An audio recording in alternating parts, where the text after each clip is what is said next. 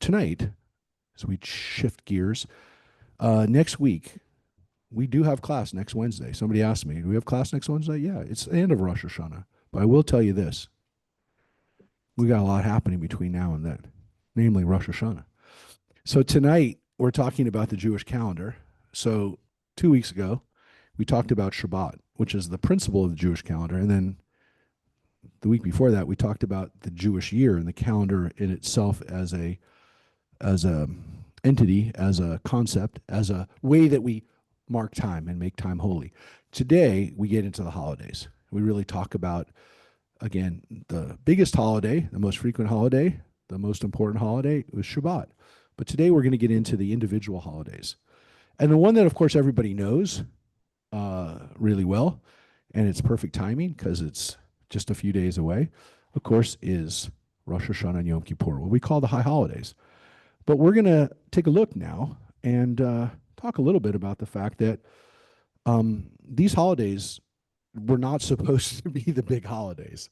What do I mean by that? Well, what I mean by that is that our ancestors would be perplexed that this is the holiday that we have chosen to put all of our energy into. Not all of our energy, but I put a whole lot of energy in the high holidays, and a lot of rabbis do, a lot of cantors and a lot of synagogue people put a lot of time and energy into it. It's kind of like, people say it's the Super Bowl of the Jewish year or whatever. It's the equivalent of Easter and Christmas for Christians, and that, it's a day that a lot of people, it was supposed to be lots of stuff, like not this. This was the least likely holiday, I would say, to Rosh Hashanah and May, and again, as we're going to see Yom Kippur, to be the holidays, to be the high holidays. And so we're going to take a look at this because don't take my word for it. Look at the, let's look at the Bible. Let's look at the book because, yeah, when you read the Bible, if you held a Bible in front of you and said, "This is my guide to being Jewish," which it should be. I mean, it's the basis, it's the foundation, but of course, it's the first word. It's not the last word. And if you had that as your only word, you'd think that Rosh Hashanah and Yom Kippur were an afterthought or just part of a interesting year of days. But our holidays really, in the Bible, follow an agricultural cycle. And then we moved away from that. What we're left with, though, especially with the high holidays, as we're going to look at, really now through Sukkot, is a interesting. We're left with when everything has evolved over the thousands of years, we're left with an interesting little mini holiday cycle, which is a lot of fun if you follow the whole cycle. Because what happens, of course, in the Jewish world is that people come to synagogue at Rosh Hashanah and Yom Kippur. That's why we do this. All this work is because we know you're going to be there. And when that happens, people come and they do their Jewish thing, and then they go back, and we don't see them again. And that, of course, is a problem because this makes no sense, based at least on the Bible. We figured out ways, I think, to make it important, and it's very interesting that, again, we have figured out ways to do this. But let's take a look at what the actual Bible says about this. So in front of you on the screen right here, you have one of the places that talks about the holidays, which is the book of Numbers. This is from the Torah portion we call Pinchas, which is towards the end of the book of Numbers, and it tells us about the way the holiday was celebrated during the time of the temple. Originally the tabernacle in the desert, and then later on in the temple. And so the Jews get this law, technically speaking, in the desert, Bamidbar. And here's what they get. They get this. In the seventh month, on the first day of the month, which, as it comes out, will be next week. And again, the seventh month, not the first month. The first month, as we already mentioned, as we talked about the calendar, is springtime, is Passover.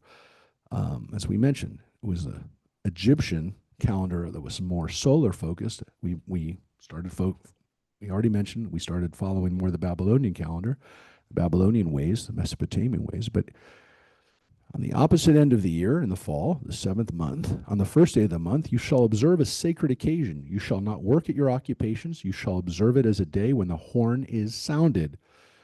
Yom Truah Yehi Lachem. This is a day of hearing the Truah, the sound.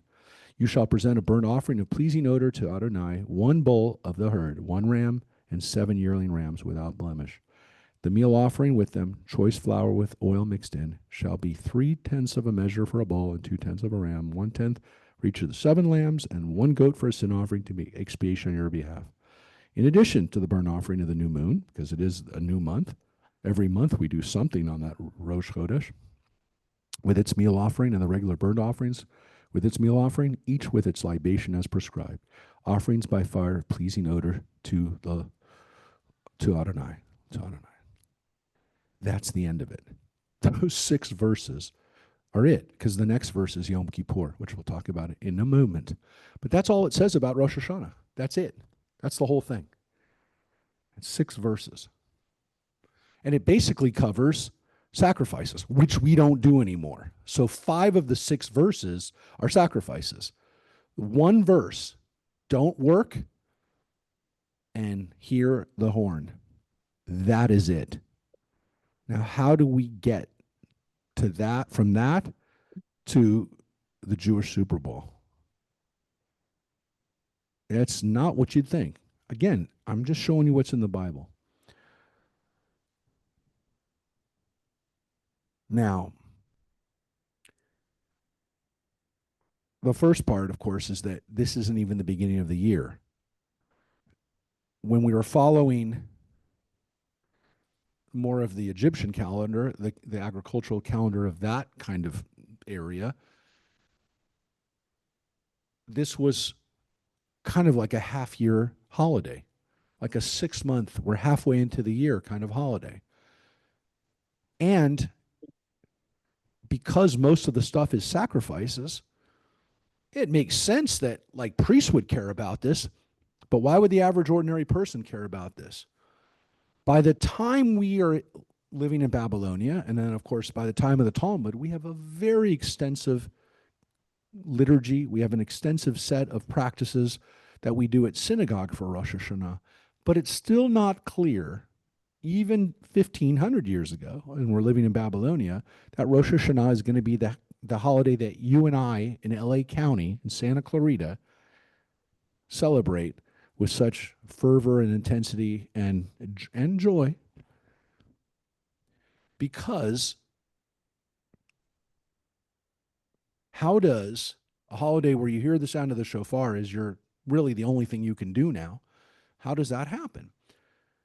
Rosh Hashanah today, we've created, we created to some extent the high holidays as at least in the West, and you could say in our you didn't make this up.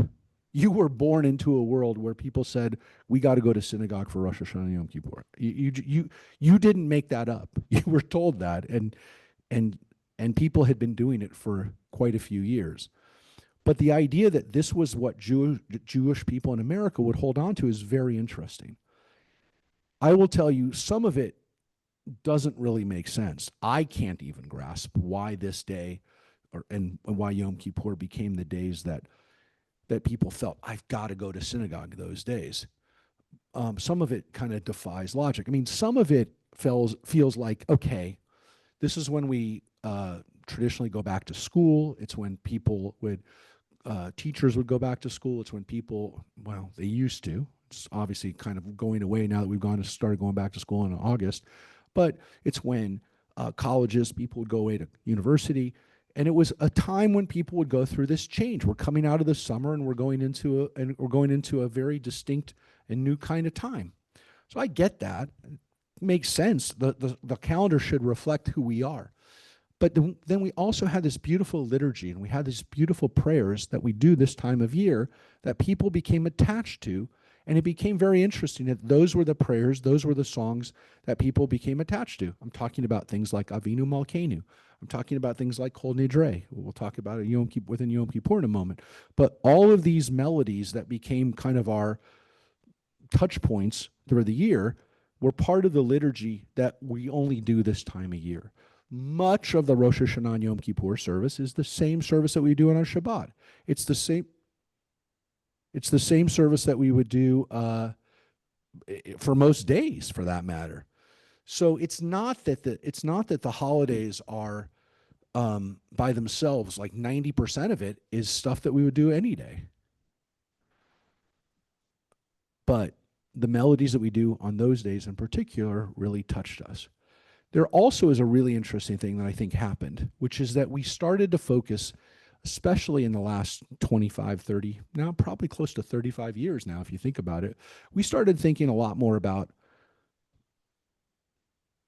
let's, you can call it whatever you want. I'll call it self help. But we started having this whole genre of books that started really in the 80s, but became really popular in the 90s, and then with Oprah and all the book clubs and things like that, where we started thinking about how to improve our lives across the board, physically, emotionally, so, spiritually, that we started reading and we started engaging in trying to figure out how to improve who we are, how to be better people. And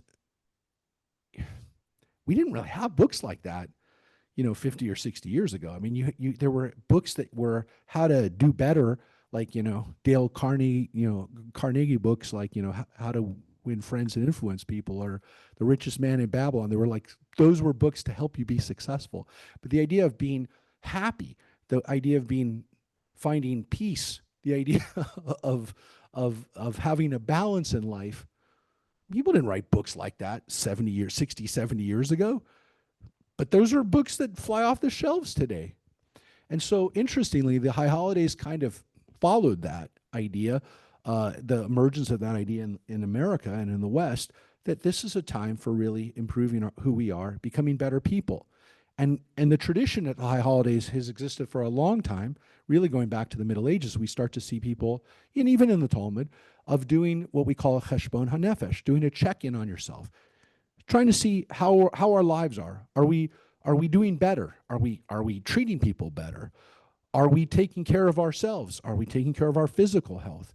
A cheshbon hanefesh is literally like a checklist. It's a checklist of ourselves. And so people really started in the last few years focusing on that because they were talking about that in their general lives. But it's always been an element to the High Holidays. And so High Holidays really became something that both Rosh Hashanah and Yom Kippur is a time for that. Checking in on our physical, mental, and spiritual health. Yes.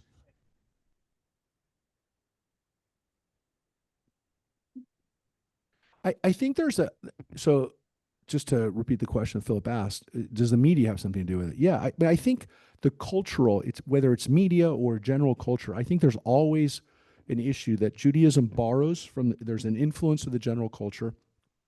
And so what it does is that there are elements that are already there. It just amplifies those elements. And so they're there, and people say, oh, it's here, it's already here, it's part of our tradition. And look, it's an important part of the tradition. It's not that it wasn't there or that we're inventing it, but we kind of really glommed onto that, and it's a wonderful thing to be able to say, yeah, there's a Jewish context for that. Look, when we talk about what we do during the high holidays, it's a lot of it's going to synagogue. And it's interesting because most of our holidays are holidays that are really supposed to be performed at home, right?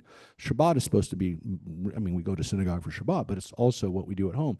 Passover especially, and we do a community Seder now, but Passover was really done around the table.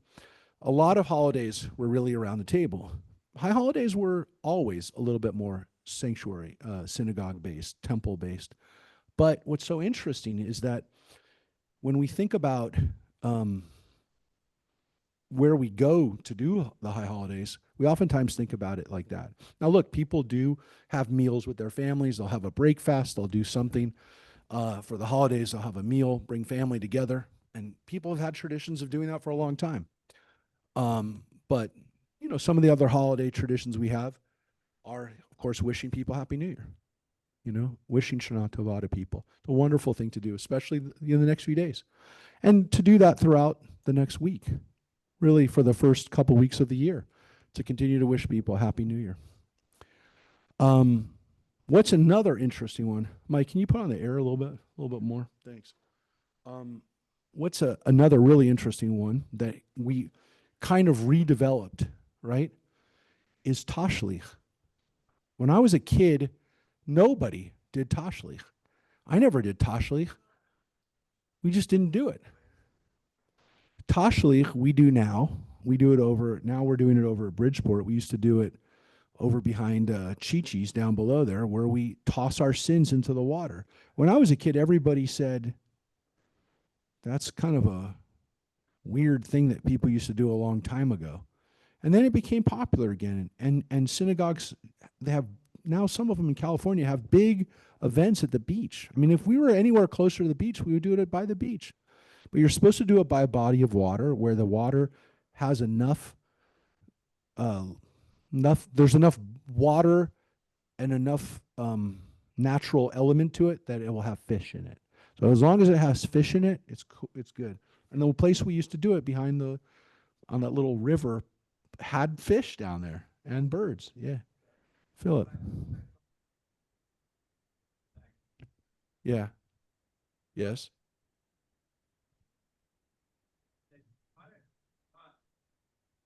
Oh, so yeah, you said your dad talked about Hanukkah. I promise you, we're going to get to Hanukkah, but next week. Yes, no one talked about Hanukkah. Yes, so we are going to talk about how this happened. Rosh Hashanah during the 1930s was still a big deal, right? It was a big deal for Jews in Eastern Europe, and especially as they came here. But they latched onto it and they kept it, as they didn't do other holidays. Hanukkah, I promise we'll get to next week. That was a little different thing that happened there, and it was partly cultural and partly, again, being part of America. But what's interesting about Rosh Hashanah Yom Kippur holidays that we're talking about is that these holidays, we've retained them, we've kept them, we've held on to them, and as it came to Tashlich, we redeveloped an area, holiday practice that we hadn't done, and it's a wonderful practice. It's a very simple thing to do, but what it does is it allows us to have like a physical manifestation of casting away our sins, which you know we don't believe that our sins are on that crumb, but what it does is it reminds us that we have the ability to start the year fresh. We don't have to take the garbage in that we had the previous year into this year. And the ducks enjoy it, yes. Listen, we have the other traditions, apples and honey for a sweet new year.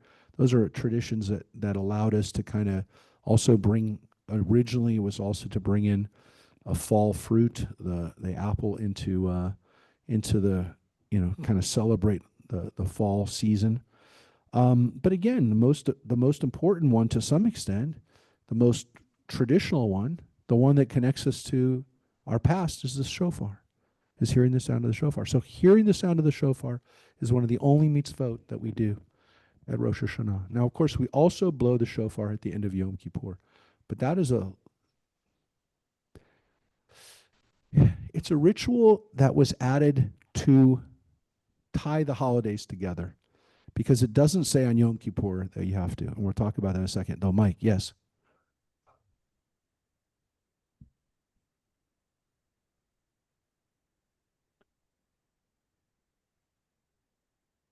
To the first month? Well, technically speaking, so Mike, no, I did not say this.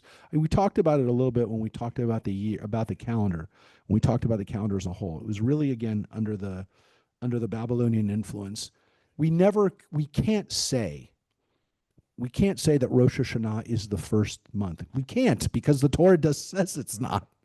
So what we do say instead is that the agricultural year in the Torah begins in the spring, and the royal year, the political year, if you will, begins in the fall. Now, it's weird for us because our political year and our economic year, though not if you're on a fiscal year that starts at a different time, is January. So we'd say our political year is January. But for us, we're never going to say that that's like part of our schedule, because we've only been in America for 200 years. So it's not going to be part of, though you can make the argument that Hanukkah is our way of celebrating that time of year. But, and by the way, the reason why Christmas is celebrated the way it is because Christians wanted to have a way of continuing the Northern European pagan traditions that existed around that time of year. There's no logic. Yeah, there's no logic for it from the Christian standpoint. No, that was the development of Northern European power and churches. It was a pagan holiday. So that was the, but it was a pagan holiday that people loved. So look, there are pagan elements to the Jewish holidays. The issue is that it's so ancient and it's so far removed in the past that we don't know what they really are. Some people have tried to connect our holidays to some of the cultural holidays from around it. But I told you the only one we know for a fact, and we'll get to it when we delve into it next week, is Purim, which is 100% connected to Persian New Year. We'll talk about it next week when we get into Purim. So Yom Kippur, though. So, one other thing about Rosh Hashanah, because we're going to talk about it Yom Kippur now. Rosh Hashanah is also celebrated, obviously, with the prayers. We read out of the Machzor, the prayer book we have for the holidays, which, again, a lot of the prayers of the Machzor are Shabbat prayers, they're daily prayers, and then plus, of course, our special prayers for the holidays. And then we have the Machzor, continuing with the Machzor on Yom Kippur, we have the prayers that we have there, which are, when we get to Yom Kippur, and I'll show you again where it is on our page right here. When we get to Yom Kippur, which it says, on the 10th day of the same month, you shall observe a sacred occasion where you practice self-denial. You shall do no work. That's Yom Kippur. And I'll continue because I want you to see the whole text, because you know how important Yom Kippur is. You shall present to Adonai a burnt offering of pleasing odor, one bull of the herd, one ram, 7 yearling rams, that they are without blemish. The meal offering with them of choice flour with oil mixed in shall be 3/10 of a measure for a bull, 2/10 for one ram. Sounds exactly like Rosh Hashanah, because it is. 1/10 for each of the lambs, and there shall be one goat for the sin offering, in addition to the sin offering, expiation, and the regular burnt offering. It's not a Rosh Chodesh, so it doesn't say that, because it's not. It's the 10th day, with its meal offering, each with its libation. And on the 15th month, oh, wait, we went too far. That's Sukkot. We'll get to that in a sec. But you can see, oh my gosh, there were 6 lines for Rosh Hashanah. There's 1, 2, 3, 4, 5 lines for Yom Kippur. Oh my goodness. Again, 4 of those 5 lines are about sacrifices. One line, line 7, is what we do. And what it says, of course, is it practices self-denial, do no work. Now, this is not the only place where the holidays are mentioned. I will show you the other place where holidays are mentioned when we get to Sukkot. But what's interesting here is that, again, with the one line that they have, here it says you shall do no work. It doesn't say shofar, right? It doesn't say that, which is why I said technically it's not a mitzvah to hear the shofar on Yom Kippur like it is on Rosh Hashanah. So when we hear the sound of the shofar at Rosh Hashanah, we say, Lishma kol shofar. Thank you, God, for the mitzvah of hearing the sound of the shofar. We don't do that on Yom Kippur. As a matter of fact, there's really no blessing for Yom Kippur, because the mitzvah that we do on Yom Kippur is not doing it. It's the self-denial. The self-denial is what we do. Of course, not doing work, but not doing other stuff is what this is a holiday about, right? The stuff that we don't do. There are some things that we do traditionally, or things that we're supposed to do, in addition, of course, the prayers, and to some extent, the being in prayer the whole day. A lot of people will wear white on Yom Kippur, or as white as they can, to show our purity and trying to attain that kind of purity. Some people say it's also reflective of the white shroud that we're buried in. And then we, of course, offer during the course of our services, in addition to the prayers that we do at Rosh Hashanah, like Avinu Malkeinu, like Unatana Tokef, right? On Rosh Hashanah it is written, on Yom Kippur it is sealed. Very famous prayer. Who by fire, who by water? You know the Leonard Cohen song? Yeah. It's based on Unatana Tokef, right? On the who will die, right? We have the Vidui confessionals that we only do on Yom Kippur. So in addition to Unatana Tokef and Avinu Malkeinu that we do on both, on Yom Kippur we just have the Vidui confessionals. Those include the Ashamnu prayer, the Al Chet for the sin, for the transgressions, Shema Kolenu. Those prayers that we do at Yom Kippur, we only do on Yom Kippur. So the prayers change, but it's not so much what we do and what we say, but also, again, of course, what we don't do. That's self-denial. Now, the Torah doesn't say what self-denial is. It doesn't. It doesn't say fast. It doesn't say it there. Beyond, I mean, you saw it. That's why I showed it to you. But by the rabbinic period, we knew what it meant. And it's not just on the rabbinic period, as I'll show you something else.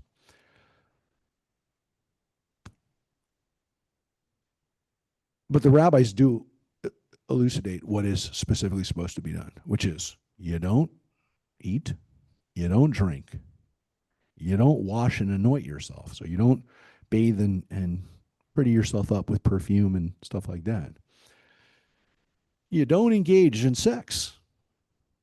It's one of the few things that the rabbis say on a certain day you don't do. You don't have sex. And then the last one is you don't wear leather shoes, which everybody says, compared to the other ones, that's pretty easy. I could not wear leather shoes. But the idea back then, in those days when they were saying this, was that leather shoes were a sign of comfort, a symbol of kind of enjoying life. And they said, like Crocs today. Yeah, well, that's one of the things that people actually wear on Yom Kippur because they're plastic, is they'll wear rubber, they'll wear Crocs.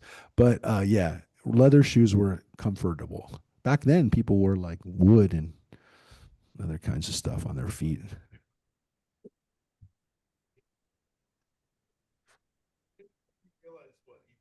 Oh no. Well, people yeah, people really give up these daily principle, daily stuff that we do all the time, and we don't do it on Yom Kippur. It really is a way of kind of saying today, it's almost as if I'm existing between life and death. Yes, we're not done. Don't worry. Keep going. Yes, yes. We'll talk about prayers that are special. So again, prayers. Might as well do that now. Prayers that, because I had a note here to say prayers that link the holidays. So I talked to you about Abinu Malkeinu, the prayers we do in front of the ark, and one of the lines, of course, that you know, at Rosh Hashanah, one of the key things we do is we do the shofar service. We blow the sounds of the shofar and we call them out. And we do that during the part of the Aleinu, of when we would kind of be saying prayers that help us have a sense of humility. Well, on Yom Kippur, we have a tradition of really accentuating that humility by bowing down for the great Aleinu and going down all the way on the ground. It's the one holiday where the rabbis kind of said it's okay to completely go down, prostrate yourself onto the ground, and to be wholly down on the ground for the prayer. Prayers used to in Judaism include that kind of motion. It stopped, and it stopped because Christians were doing that regularly, and Jews wanted to differentiate themselves from this tradition that had really taken prostration to a whole nother level with a lot of bowing and a lot of people down on their knees. It was almost as if they said, we're not going to do that anymore, which is weird because they were the ones who started it. So, well, that's not true. Other pagan beliefs, other worship practices include definitely would have included prostrating it, because we have their prayers. We have Canaanite prayers. We have Babylonian prayers, Egyptian prayers. We know we have pictures of them praying. So we know they went down on their knees too. But it was almost as if, again, once Christianity and then, of course, Islam started doing a lot of bowing, that Judaism said, well, maybe we're not supposed to, maybe we should differentiate ourselves from the religions that are doing this now, that have taken it maybe in their minds too far. So, I mean, in the Jewish mind. So we stopped. I look, we've not done it for a long time, and then held that tradition for the great Aleinu for a very long time. We've moved away from, I mean, we're talking about 1,500 years ago. Jews stopped doing full bowing for most of our prayers. But it was clear up through the rabbinic period, up through the time of Christianity, that Jews bowed completely down on the ground. I mean, they said that. I mean, we have the discussions in the Talmud. So the Talmud kind of shows, like, by that period, the time that was over, we have Islam. By that point, it's not, Jews aren't bowing like that anymore. And the Aleinu was one of the exceptions. Now, when Yom Kippur concludes, we conclude with the sound of the shofar, and there's this kind of feeling like the high holiday period is over.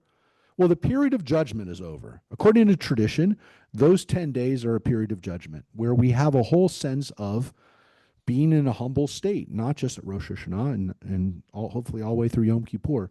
And as I mentioned last time, 2 weeks ago, we're in that period now. It's the period of Elul. It's the last month. So 30 days plus those 10 days are 40 days of repentance. It's 40 days of being in a place where we're thinking about doing better, having a sense of humility, and really figuring out that we have a chance in life to get it right, and let's do what we can to get serious and to make our lives count. The elements to Yom Kippur that I think really resonate with us today are also, I think, found in the 12-step tradition. And a few years ago, it was quite a few years ago actually now, it's about 20 years ago, I passed out the 12 steps, and I talked about it at High Holidays. And this is an actually article from Aisha Torah, which I have on our link. That'll be up on our linked page. This is, get this donate thing off so I can show it to you. This is an article that Aish wrote about it. And remember, Aish is an Orthodox, organization. The guy who wrote this article, though, I share this not because it's on Aish. I don't care where it is. I mean, I'll share with you stuff from lots of different sites, Jewish and Christian sites, and any site if I think it's worth a read.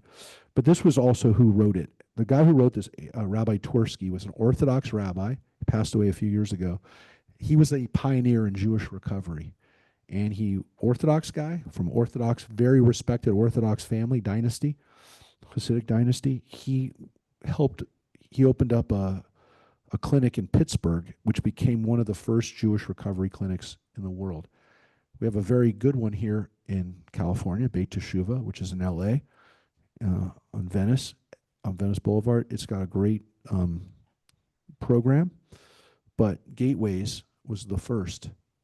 I've done a lot of work with Jews in recovery, and I started doing it when I was in rabbinical school because I really found it to be a wonderful way of really putting spirituality into practice, into the most important practice, which is helping people have better lives.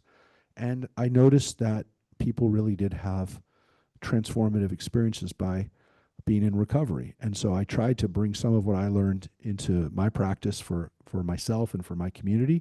And then I also wanted to always be able to do that. So that's why I did 6 years working in prisons with people. And then after they got out of prison, I've continued to be friends and to support people who are doing that. Now, so Twersky wrote this article about it because, especially for Orthodox Jews, what he calls Torah observant Jews, because they don't call them Orthodox, for people who are observant of Torah, some of them feel uncomfortable going to 12-step groups because a lot of them are in churches. And there are a lot of Orthodox Jews who will not step foot in churches. Flat out. I know you and I would say, what's wrong with that? They will not go into a church. And he was an Orthodox rabbi, very well respected, who said, you absolutely should go into churches. If you need to go to a 12-step program, without a question, you go there. So he wrote this article about that, and also to make Jews feel comfortable with a group that, for example, would have the Lord's Prayer as part of their group. And so he talks about the 12 steps here from a Jewish perspective and from a Torah observant perspective. So he goes through them. Step one, we admitted we're powerless over alcohol, that our lives have become unmanageable. Come to believe that a power greater than ourselves can restore us to sanity. And then you can see he starts going through this and taking it from the Talmud and from the Torah of where these principles exist. Quotes from Pirkei Avot, which we studied, right?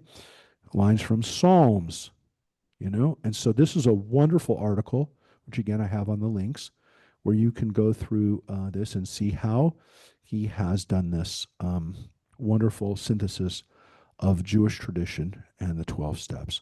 And so, especially at Yom Kippur, we think about that. How do we improve our lives, and how do we work on making amends with people that we've hurt? Because, especially as you get into these steps, steps 8 and 9, we really work on making amends. And this is what Yom Kippur is all about, asking for forgiveness. Asking for forgiveness from the people that we've hurt, and asking for forgiveness from God for the ways that we haven't lived up to the potential that God's given us. And then to some extent, asking for forgiveness from ourselves. Because at the end of the day, that's where we have the most to seek atonement from, is ourselves. So that is the way that we celebrate, the way that we work through the holidays, the high holidays. We have a tradition, of course, of reading from Haftarah, from the prophets, at all of our holidays. Rosh Hashanah, we have a tradition of reading from the book of Samuel, the story of the birth of Samuel, what we call the prayer of Hannah, his mother, who prayed for him and made this amazing prayer, which becomes kind of, to some extent, the exemplar of prayer that we have. She was an amazing woman, Hannah, who prayed and God listened to, gave her a son. Yom Kippur, even more to some extent than Rosh Hashanah, is a holiday that never should have made it. Never should have made it. Because I'm going to show you the Haftarah in a second, but first I want to just show you the Torah. The Torah basically says, as I showed you in the book of Numbers, that this is a holiday for not doing things. In the book of Leviticus, there's a little bit more about it, because we hear it in this. This is the part of the Torah that we read at Yom Kippur, which is Achrei Mot, which is about from Vayikra. This is about how after the sons of Aaron are killed for offering a bad offering, they are burned up, and the 8 days after the tabernacle was dedicated, they have to clean it out. And so they have to sacrifice and they have to clean out the whole thing 8 days later. It's like literally having a flood in your new restaurant. I have to now clean it out. No one's going to want to come into this place after I just, opened it and now it's ruined. Well, they have to come out and the priests have to purify it. They have to make sacrifices. They clean it up right after they open. And then Aaron and his sons the remaining sons, his two sons, they wash themselves. They take out all the clothes that they were wearing when they did this, because they can't wear that anymore. They do this interesting tradition of setting out a goat, an Azazel goat, as they say, to send it out with the sins of the people. It becomes the scapegoat. And then that's what it says they did, right? And they burn the clothes. Whoa, that's weird. Right? But after it gets, Mike just said they did this at Sedona. She acted it out. Yeah. But after all that, in verse 29, it says, "And this shall be a law for you for all time. In the 7th month, on the 10th day of the month, you shall practice self-denial." Okay, we heard that part. "And you shall do no manner of work, neither the citizen," and there they add that, "for anybody who lives with you. For on this day atonement shall be made for you to purify all your sins. You shall be pure before Adonai. And it shall be a Sabbath, a complete rest. You shall practice self-denial for all time." So that's why we still do this. I mean, So again, this ritual of purification of the temple is done every year on Yom Kippur. But the only people that are doing it are the priests. Right? The priest does this. And it's not even like all the priests. It's the high priest that does this. One guy celebrates Yom Kippur, and today everybody celebrates Yom Kippur. The only day that they celebrate. It's the weirdest thing. He purges out the temple and he does this. Okay, great. Shall be a law for all time to make atonement for the Israelites. Who would have thought that this is the holiday that everybody talks about? We don't have a high priest, we don't have a temple, we don't have sacrifices, and we have Yom Kippur. It's amazing. It's absolutely amazing. So it shows you how it changed. That's right. So that's the line from Leviticus, the that section there. But now I'm going to show you this is the Haftarah. This is the section from the prophets that we read on Yom Kippur, which completely changes to some extent the focus. So this is in the Bible, folks. This is in the prophet Isaiah. So I'm telling you, it says over and over again self-denial. But by the time of Isaiah, who lives, let's say, 700s, right? So 300, 400 years after King David, 500 years after Moses. This is what Isaiah says. Well, he says God said this. This is the text that we read on Yom Kippur.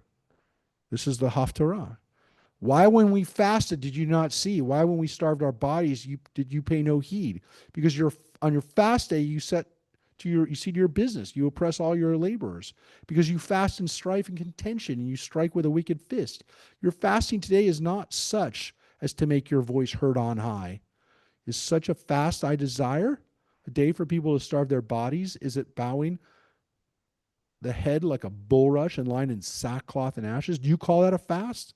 A day when God is favorable? No. This is the fast I desire, to unlock the fetters of wickedness and untie the cords of the yoke, to let the oppressed go free and break off every yoke. It is to share your bread with the hungry and to take the wretched poor into your home. When you see the naked, to clothe them, and not to ignore your kin. Then shall your light burst through like the dawn, and your healing spring up quickly. Your vindicator shall march before you. The presence of God shall be your rear guard. That is what I wanted. I didn't ask for a fast. Well, I did, but not the fast that you're giving me. You're fasting and you're going through this ritual and it means nothing because you're not treating people right. So this is the amazing thing about this text, is that we read this at Yom Kippur when we are fasting and are really doing what we're supposed to be doing. By, again, you think you're fasting. It reminds us that's not what we're really supposed to be doing today. So we know that by Isaiah's time, they were fasting. It doesn't say self-denial. It says fasting. And it also tells us, don't fast and think that's what God really wants. So Isaiah makes it very clear that it's about your behavior. It's about the way you're treating other people. That's what God's judging us on, not how well you're fasting, how well you're praying. It's a very powerful text. And of course, it reminds us what our priorities should be. Yom Kippur is the holiday that people think about when they think about their Judaism. It's interesting, right? It's kind of the modern version of that, because you can imagine the people that are sitting in synagogue thinking to themselves, well, I did what I was supposed to do. I'm here for Yom Kippur. See you next year. In the meantime, I'm going to treat everyone like garbage. I'm going to take advantage of my workers. I'm going to treat the people that I should be taking good care of like garbage, but I'll come back for Yom Kippur. It says exactly the message of Isaiah is pretty clear. That is the amazing. That's the amazing thing about Isaiah. Um, so so I do want to share. So again, we consider the Yom Kippur a holiday that we um, that we um, one of my favorites. You know, one of my favorite quotes about one of my favorite quotes about Yom Kippur is actually one of Kirk Douglas. Kirk Douglas, when he started reconnecting with Judaism later in life, he survived a crazy helicopter crash, and it really kind of made him reflect on his life and on his priorities. And in '83, he went back exactly and got rebar mitzvah. He had a second, not rebar mitzvah, but he celebrated his second bar mitzvah, right? Uh, so one of my favorite quotes, because he said when he was working, not he was not doing a lot of Jewish stuff when he was working. So this was one of my favorite quotes from his book. He said he was talking about how he showed little interest in Jewish practice. This was from the times of Israel, right? He showed little interest in Jewish practice. So there were exceptions. This is my favorite quote. I always fasted on Yom Kippur, he told a reporter. I still worked on the movie set, but I fasted. And let me tell you, it's not easy making love to Lana Turner on an empty stomach. I don't know. It's one of my favorite Yom Kippur quotes. so, so it shows you his sense of humor. Tough life, right? So so that's Yom Kippur, and we're gonna finish up today talking about Sukkot, which is actually the holiday. The holiday. Actually, before I have this one quote up here, but I'm gonna show you. Actually, I'm gonna show you first. Um, in the Torah, in the same section of Bamidbar from Pinchas that we talked about, I showed you Rosh Hashanah Yom Kippur, right? So here it is, the 10th day. So I showed you, it starts in verse 1, chapter 29, verse 1, talks about Rosh Hashanah. And then a few lines later, line 7, Yom Kippur, 1, 7. And then, of course, as you saw, 11, first 11 lines, Rosh Hashanah Yom Kippur, both. Line 12, we start with the sacrifices at Sukkot, and I'm not going to read them because it goes on, and we'll spend the rest of the time talking about it. But it says here, on the 15th day of the seventh month, which by the way is a full moon, you shall observe a sacred occasion. You shall not work at your occupations. 7 days you shall observe a festival of Adonai. Well, there's your first clue. The other 2 days were one holidays, 1 day holidays. This is a 7 day holidays. So 7 day holiday. When you see a 7 day holiday, it's a bigger holiday. It gives it away, the amount of days. Sukkot is 7 days plus another day, because I'm going to show you. So the seventh day, and here's the sacrifices that you offer there. You also can see by the sacrifices. On the first day, right, 13 bulls of the herd. 13 bulls? Well, wait, up here, you had us doing one. 13? And by the way, that's the first day. The first day you offer 13. And then, of course, you offer the lambs, 14 of them, and then the goat. The second day, you offer 12. So you go down one, a little less. So you can imagine you're going to go down, but you're going to go down one per day. And you're not going to go down all the way to one, ever. You go from 13 to 12, and you still give 14 lambs. 14 lambs, right? Every day for 7 days. Third day, 11. Fourth day, 10. You can do the math. You don't have to be very good at math to know that on the seventh day, you're down to 7. 7 on the seventh, on the last day. 2 rams, 14 yearling rams. I mean, this is a lot of stuff. By the way, you want to add that up from 13 down, you get to 70.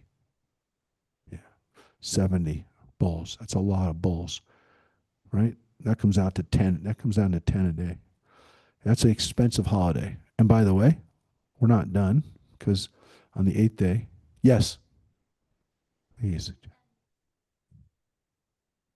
So the sacrifices are not stopped. It's a great question. The sacrifices are stopped when the temple is destroyed. So when the temple is destroyed by the Babylonians, they stopped for about 70 years because they didn't have the temple. We're reading and you were there when we were reading Nehemiah, they start the temple sacrifices up about 70 years later, and then they run that for about another 500 years. And then in 70 of the Common Era, that's when the temple is destroyed. And for 2,000 years, we have not offered a sacrifice. So we read about this, but we don't do it anymore. But you can see.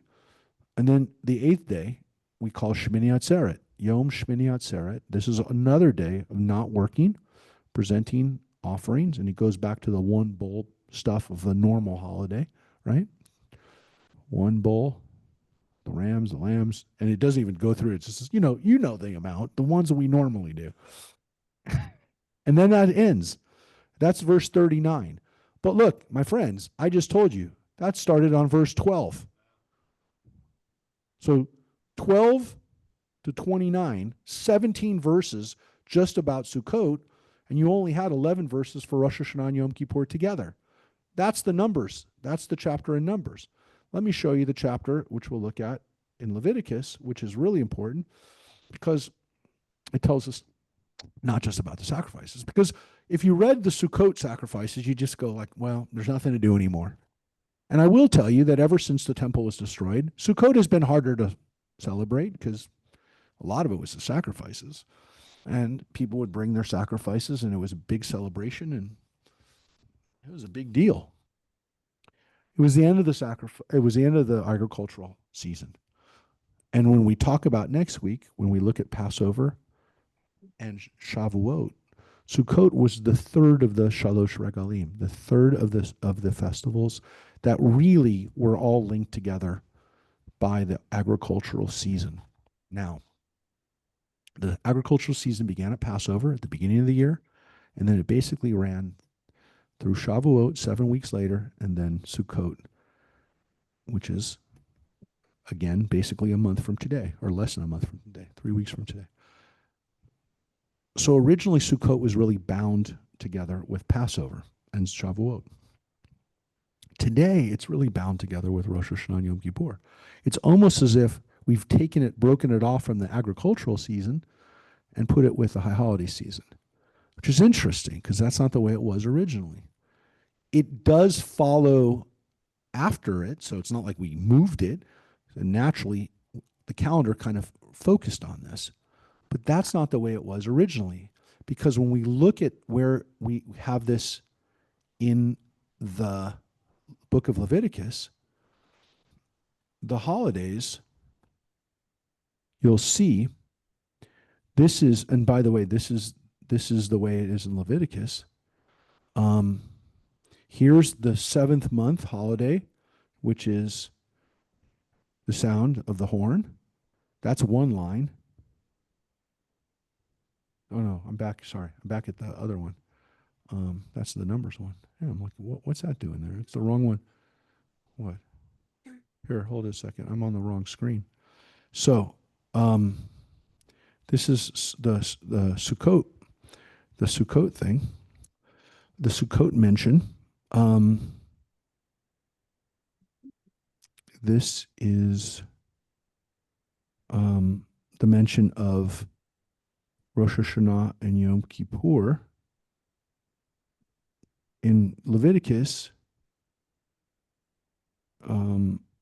we have the holidays that starts with Shabbat, and then it goes through Passover, here's Shavuot, and then coming back to the next holiday that we come to would be Rosh Hashanah, which is right here.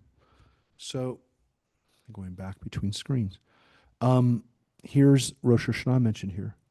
Here it doesn't go through the sacrifices.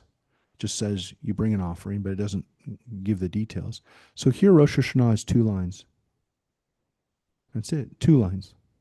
I mean, it says sacrifice, but it doesn't get into the details. Numbers does, it doesn't here. Then, of course, it gets to Yom Kippur. You can guess. Practice self-denial. Shall do no work. And that's Yom Kippur. Except here it has one thing, which is if you don't practice self-denial, you're cut off from your kin. This is probably why Yom Kippur becomes such an issue. This is probably why Kirk Douglas continued to fast. Because, yeah, I don't want to die. He heard that. And so Yom Kippur has a couple lines about it because of the fast. And then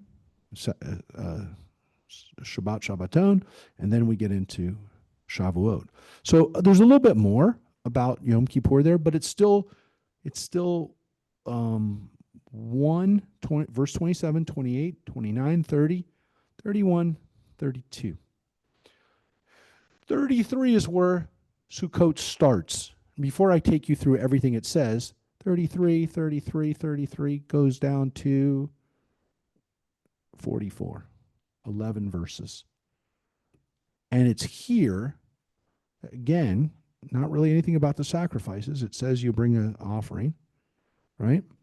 But here it says specifically that this is a day of the Feast of Booths, that we live in Sukkot 7 days. Well, here it says it is a 7-day holiday. No work. And then it gets into the Shmini Atzeret, the 8th day. No work. And it says you bring your meal offerings, but doesn't get into the details. And then it kind of repeats it, which is interesting because you're like, why is it repeating it? We think that a redactor, an editor, kind of repeated it, but it kind of shows you that there was a holiday, there was an element to this holiday that had to do with the agricultural issue, but then there was also this issue of this, which is taking together the product of the hadar tree, the branches of the palm and the leafy trees, right, and the willows of what we call the lulav and etrog. This is an unusual practice, which we still do today. We still have the lulav.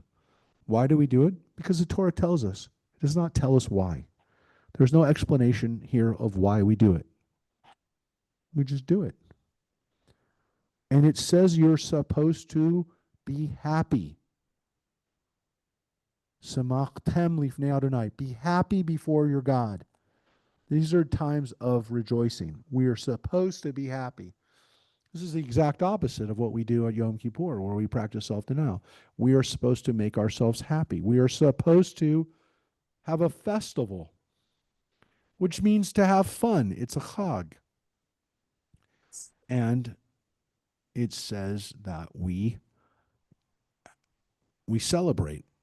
And then it also specifically says here, in verse 42 and 43, you shall live in booths 7 days. So it doesn't say the first time it went through, kind of like this is the holiday. Now it says specifically, you live in the booths. And by the way, all citizens again, in order that future generations may know that I made the Israelite people live in booths when I brought them out of the land of Egypt. I, your God. And then it says that's the set times. So the Torah says specifically we live in Sukkot. We live in them for 7 days. And it says why?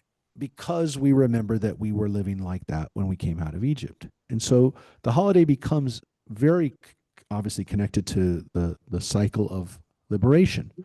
Because the holidays that were agricultural holidays at one point in time, especially Sukkot, when we lived out, and some people say the whole concept of sukkahs borrowed from pagan practices where people lived out in the fields during the harvest and would have like pagan rituals out in the fields, fertility rituals out in the fields. Maybe. But we gave it a different interpretation, which is that this reminds us of the tents that we lived in while we were coming out. And so all of the agricultural holidays become layered with historical issues. Passover was originally a agricultural holiday. It was the barley harvest. It becomes, of course, our holiday celebrating leaving Egypt. Shavuot became associated with getting the Torah at Mount Sinai.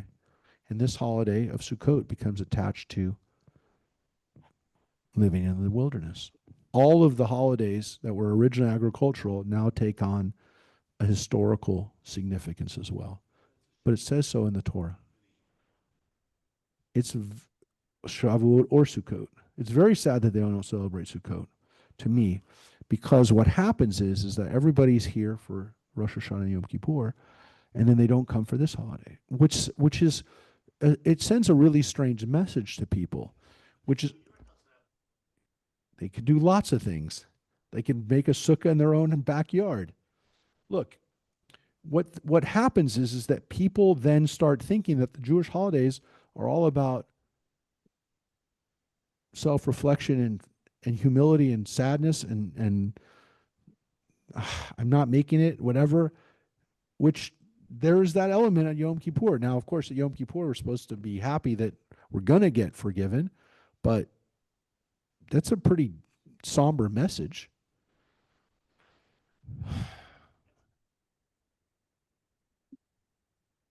Well, I hope so. But they also should be enjoyment. They should also be festivals. There should also be times of celebration.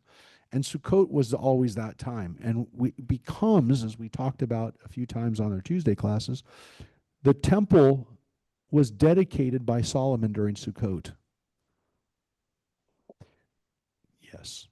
We read yesterday that when the Jews rebuilt the tabernacle, rebuilt the walls, really not even the tabernacle yet, when they rebuilt the walls, they dedicated Jerusalem with Nehemiah and Ezra and Nehemiah during Sukkot. And as I will explain next week, when the Maccabees rededicated the temple, they did it in December, but they said it was Sukkot. They told everybody. They didn't make everyone get a lulav and etrog because it's hard to do that in December. But they did tell people it was Sukkot. They said it's a 7 day plus one holiday. There's no 8 day holiday anywhere except for Sukkot. Shmini Atzeret is an interesting holiday because, well, I'm jumping ahead. I'll finish with that. So Sukkot becomes a time of making the lulav and etrog, holding that together. So we always give people a chance to do that. And by the way, just so you know, Jewish communities living, your ancestors who lived in Poland and Russia and Ukraine and all those places, they didn't have their own lulav and etrog. There would be one community lulav and etrog, and it was a big deal to get it. And they would sometimes have to sell stuff in the community to be able to afford that lulav and etrog. Because in those days, 200, 300 years ago, it was not easy to get some of that stuff. It took weeks to get some of that stuff sent from Greece or from Israel or the land of Israel, wherever they could get it from, in a climate where they could get that. It was not easy, and it was a big deal for them to get it. So the fact that we share a lulav and etrog today, it's not such a big deal. It's not that unusual, is what I should say. I mean, we could afford them now, but again, and in traditional homes, they buy their own lulav and etrog set, and they use it every day. But we also have a tradition, of course, of building the sukkah. So, do people build them at home? Some people do. It's not easy, but if you do it, it's a fun tradition, and you don't have to build, a sukkah that is, as big necessarily the sukkah that I build, which is now starting to get cumbersome.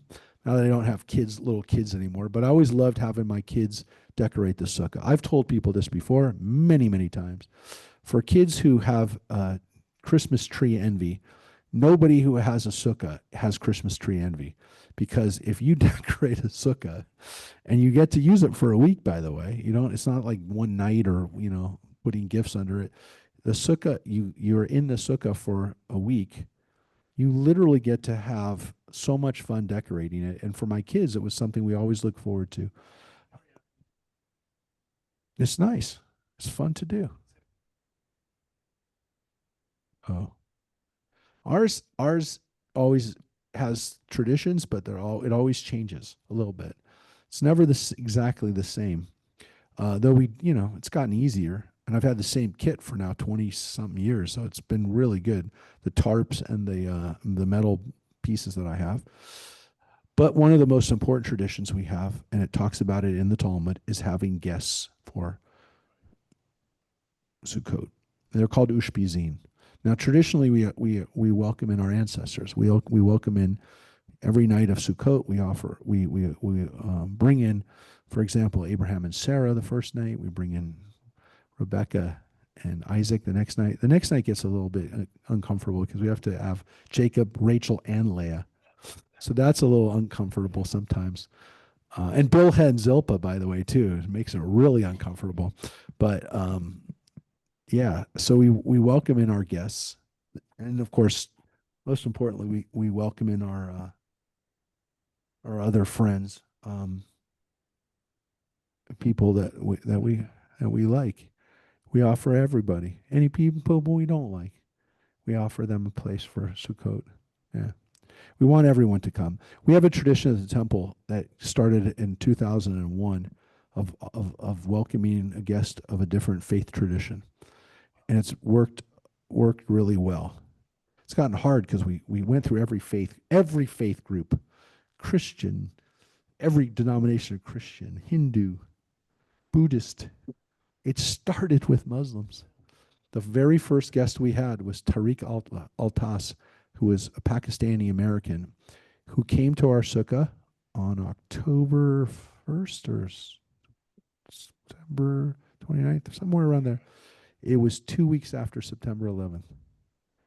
And I thought to myself, we need to have a Muslim come here and let them know that we don't hold them responsible for September 11th. And it was very moving. And he said at the sukkah, he said, I don't, I mean, I know people who are Jewish, but I don't know, well, I've never been to a synagogue and I never realized the similarities between the traditions. And it was very moving. And then that started the tradition of welcoming people from other traditions. So yeah, we kind of exhausted all the all the major faith groups, but it was really a good thing over the years. And then we had some political leaders. We've had some people of other places. Last year we had John Shaver came right after. Again, he moved out here.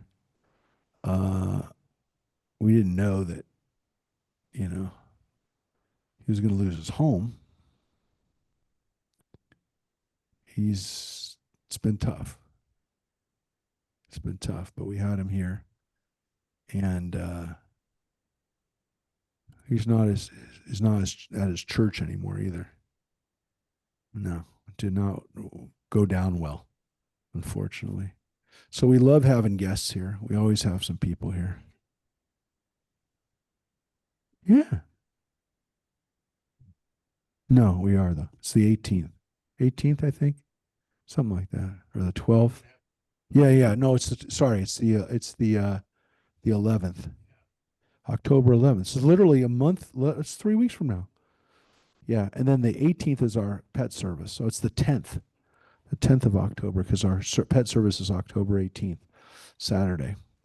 So, yeah. So for us, it's a time of thinking about guests. It's also a time for thinking of, because the book we read traditionally, according to tradition, is Ecclesiastes, Kohelet, right? Which is a book about reflecting on life and how life doesn't always seem to make sense, and how life can sometimes be a little challenging, you know, and the fragility of life. We think about those kind of things at Sukkot. We think about how fragile life is. And it comes right after the high holidays, so that kind of intensifies that feeling. So that's something that we think about at Sukkot. We think about joy, but we also think about how fragile things are, not to take them for granted. And again, to make sure that our sukkah is open, that our homes and our communities are open. And again, it finishes with this tradition of this Shmini Atzeret, this eighth day. Now, the Torah, as you can see, says that this is the eighth day, right? This is the eighth day is the I'll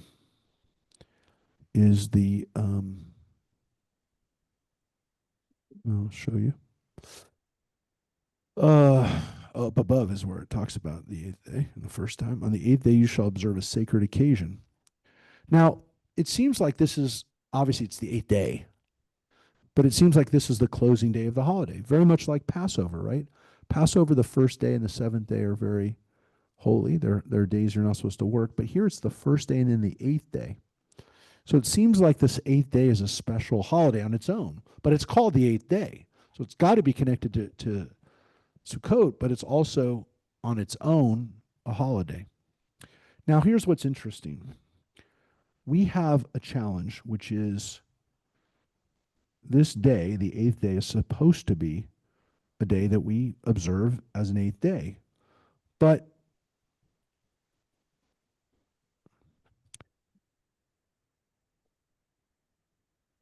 as I mentioned a couple weeks ago, We add an extra day for days in the diaspora. So in the diaspora, we're supposed to keep the holidays for an extra day. Now, Yom Kippur, we don't keep for an extra day. It's a fast day, and you're not supposed to fast for 2 days in a row. So the rabbis say we can't do that for 2 days. Rosh Hashanah, we kept for 2 days. And in some cases, again, we used to have two full services both days of Rosh Hashanah. We do now have Tashlich on the second day of Rosh Hashanah, but we used to have two services. Some people miss the second day. I do. There's parts of it that I miss. It was very tiring. I was exhausted. But I will tell you that the second day of Rosh Hashanah is kept even in Israel today. So that was one of the arguments that I had of why keeping it. The Reform movement doesn't traditionally keep the second days of the Chag, because they said it doesn't make any sense for us to do it because we live to the west of Israel. We're not celebrating it when they're celebrating it. We're celebrating it after it's already over there. So they said we're not going to celebrate it for this extra day, and so they don't celebrate traditionally the second day of Rosh Hashanah in the Reform movement. But again, in Israel, they do. Israel, even though we're in Israel now, and it doesn't say to keep it in the Torah, because Rosh Hashanah had so many developments for that second day, Orthodox Jews in Israel kept it for 2 days, even though they weren't in the diaspora. So it's unusual. It's the only day like that. Sukkot, or I should say Passover, 7 days in Israel, and it's 8 days in the diaspora. So people always ask, is it 8 days or 7 days? Well, look, the Reform movement said we're going to keep it for 7 days. And I've always felt comfortable keeping it for 8 days because I think to me, it's the punishment for living in the diaspora. If I live in Israel, I can celebrate Passover for 7 days. But if not, I have to have that bonus day of not eating bread because I'm in the diaspora. I'm not going to, it's not, it's like this is what you do. The eighth day, Shemini Atzeret, what do you do? I mean, you don't work. It's a holiday, but you don't live in your sukkah. So on Shmini Atzeret, the tradition is not to be in the sukkah for that eighth day. And there's this other issue, which is it says the eighth day. So Jews in the diaspora were in a little bit of a perplexed situation because you can't say, oh, we're celebrating the ninth day. No, you don't celebrate a ninth day. It says 8 days. So they had a problem. And so, so what they did is, what our ancestors did, is they started doing something on the ninth day. And I said, in the diaspora, because in Israel, they don't do this. In Israel, Shemini Atzeret is the eighth day, and they do this day on the eighth day. And that, of course, is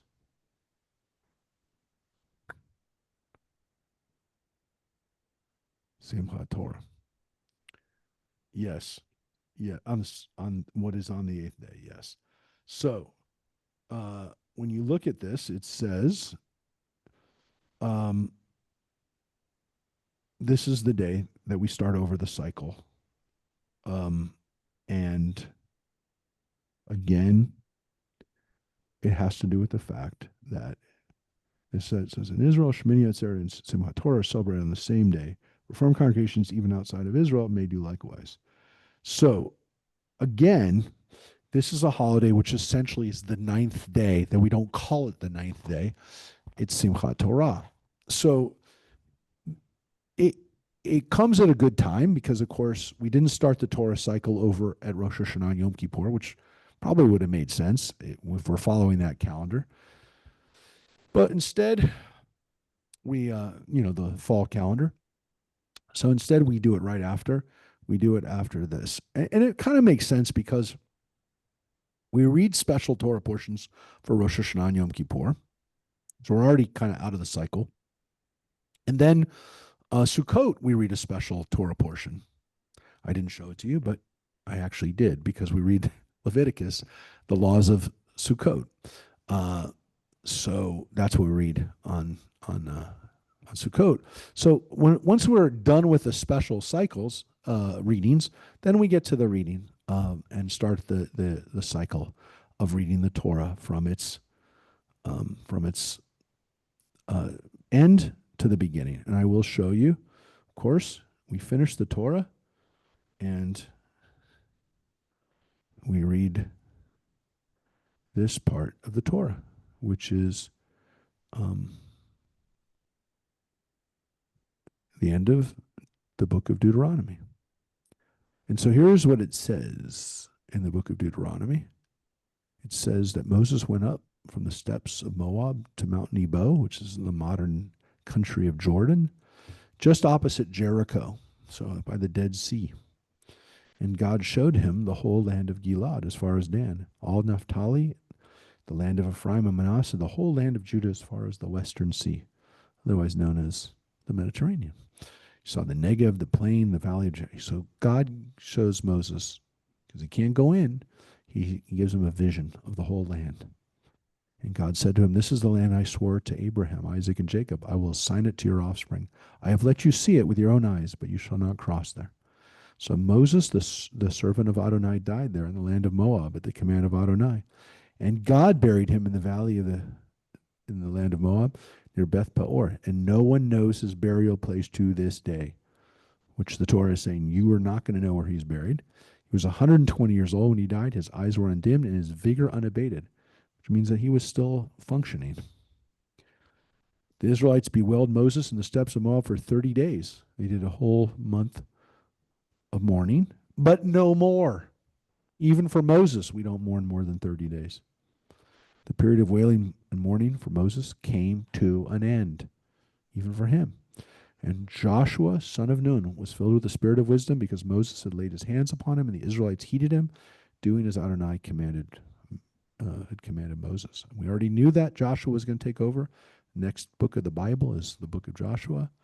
And then it says, "Never again did there arise in Israel a prophet like Moses, whom Adonai singled out face to face. For the various signs and portents that Adonai sent him to display in the land of Egypt against Pharaoh and all his courtiers and his whole country, and for all the great might and awesome power that Moses displayed before all Israel." That's the last line of the Torah, my friends. Yeah. And so the Torah ends with us, with Israel, right? We're the last word. We're the last word.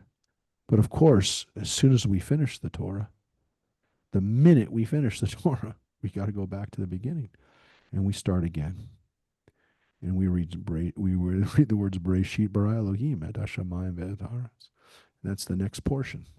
So the portion ends, and then the next portion begins at the beginning. This cycle that we've been doing for thousands of years is very powerful because immediately, again, we go from us, from all of us, to God alone, back at the beginning. And so we see how, to some extent, the Torah is telling us that, God has given us this responsibility, this world now, and it all started essentially at the beginning here, but then Moses dies and we continue. I mean, there's no question that we continue, but we continue by coming back around, coming back in a loop. And if you think about it, friends, it tells us that life is cyclical. It doesn't end. It comes back. It comes back around. However you want to understand that, the cycle of life doesn't end. It doesn't end with Moses, and it's not going to end with us, with our loss, because it's not really. We're never lost. So the principle of the holidays kind of ends with it. It begins with God again at Rosh Hashanah, to some extent, the beginning of the world, and then it ends with the Torah, with celebration, with a reminder that it's a lifelong journey, right? We learn throughout life. There's a literacy because of the candy flying. Well, it's very important for us to dance with the Torah. Make sure make sure you come for that day. My dream one day is that there's as many people at Simchat Torah as there was at Rosh Hashanah. That's my hope. One day we'll see that. There's no reason why there shouldn't be. Right? There's no reason why there shouldn't be. So, the holiday is called rejoicing with the Torah. Simchat Torah means to be rejoicing, which is what we're supposed to do during the time of Sukkot. And so, again, if the cycle ends for us at Rosh Hashanah and Yom Kippur, then the cycle ends there. It doesn't have any. There's no. You haven't seen the cycle of life. You haven't seen the joy. And so people leave going, well, Judaism's kind of a difficult religion. It's kind of a downer. It's kind of hard. But they missed the joy. They cut out early. They left the movie before it was over. And so it's real important for people to know that there's a whole lot more coming. Now, of course, there's a whole lot more coming in the holiday cycle, which is what we're going to talk about next week. So we're going to gather next week and we're going to look at the other holidays. We're going to look at the other parts of the holidays, which to some extent, again, they're not as well known because people don't tend to celebrate them as much. But as Philip said at the beginning, we're going to look at how Hanukkah became the holiday that it is, which is a holiday that people know as one of the big three. But we're going to look at holidays like Passover and Shavuot, the other harvest holidays, and then the holidays that are mentioned in the Bible but not in the Torah, which is Hanukkah and Purim, or Purim then Hanukkah, and then we're going to look at the modern holidays of Yom HaShoah, Yom HaSmud, and Yom Yerushalayim, which are all in the spring. They all hit back to back to back, but they're holidays of looking at how we've incorporated the modern Jewish experience into our year, which will be interesting to see how people in the future celebrate some of these holidays that we've introduced. So that'll be next week, folks.